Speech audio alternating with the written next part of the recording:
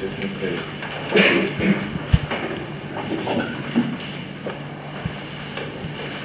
Thank you very much, Vice Rector.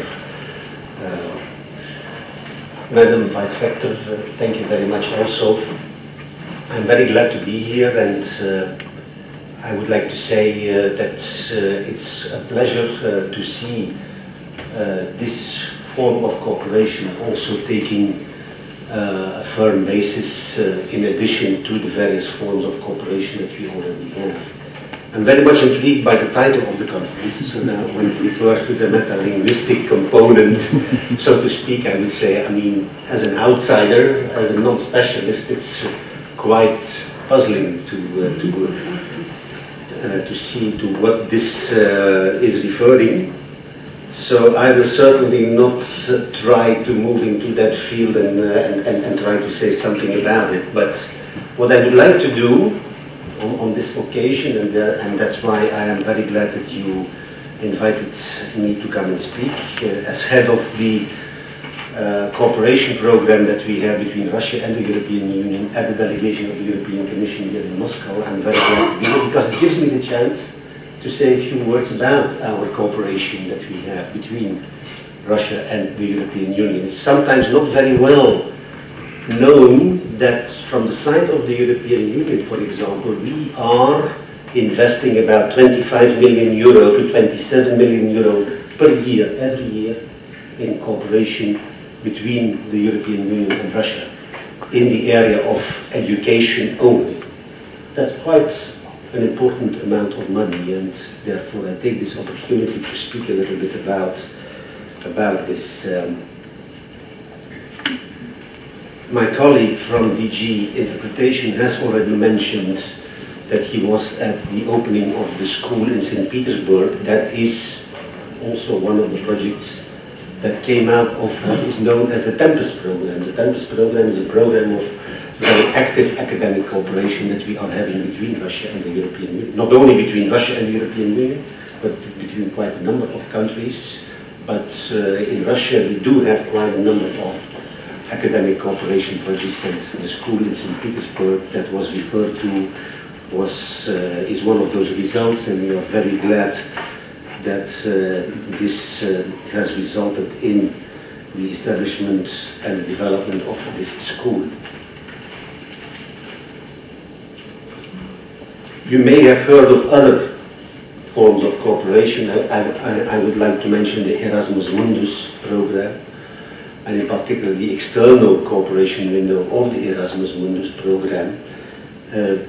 So far, I think in the 3 or 4 years that the program has been running, we have been able to provide scholarships for about 1,500 students from Russia and the European Union, so that they can come and study at each other's universities. I think that's an important aspect also of our cooperation, and we hope that we can continue that. We expect to continue this in the future also. So that's quite an important achievement in itself. It's you know that Russia and the member states of the European Union are also very much involved in what is called the Bologna process, which is all about recognition of diplomas based on comparable and compatible degrees.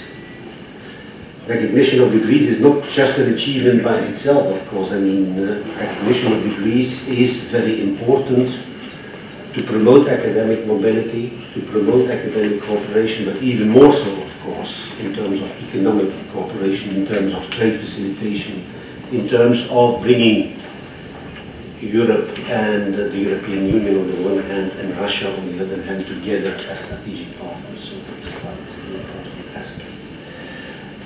And it's not even just about bringing academics together or facilitating recognition of diplomas. It's also the cultural cooperation that it brings, the fact that it brings the societies together. So that's quite an important aspect that we want to refer to.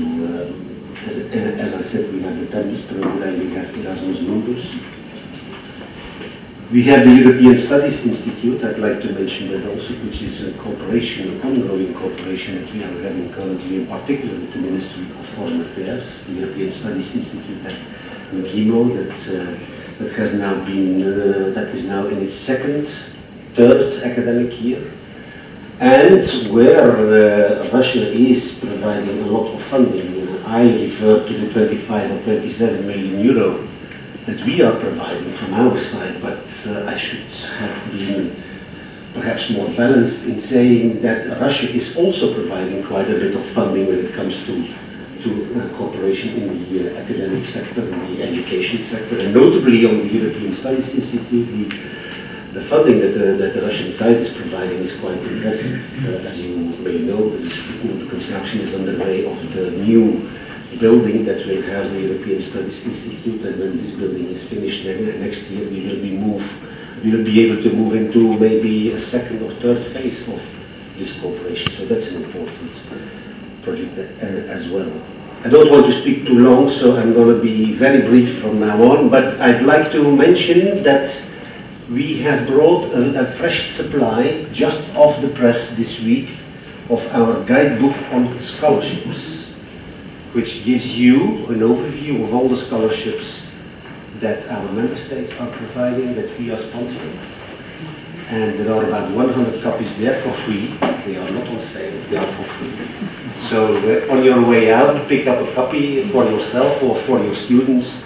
I think it's going to be very interesting. There's also going to be a guidebook printed in English, but that's only a very limited number of copies, because what we really need is copies in Russian. We have printed 8,000 copies of this guidebook, and I think this will go some way in somehow promoting, advertising, facilitating knowledge about the possibilities of scholarships that are available for students from Russia to go and study at our universities in the European Union.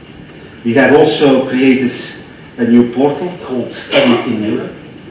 It's a new website portal. So I'd like to draw your attention to that. It's a web portal in 6 languages, including Russian. So it's really very much open to students from Russia. And finally, before concluding, I'd like to take this opportunity also to mention that we, that from the side of the European Commission, together with our embassies, together with the education agencies and universities of the member states, we will all be participating at the International Education Fair that will take place from the 13th to the 15th of November here in Moscow. And you are all very much invited to come and see what are the possibilities in terms of studying in Europe. So thank you very much for giving me the chance to speak. Our ambassador and head of delegation, Mr. Mark Franco, sends you his regards. He could not be here today due to some other very important political engagements, but he is personally himself very much interested in academic cooperation, in the education sector. So with these words, I wish you a lot of success with your conference. Thank you.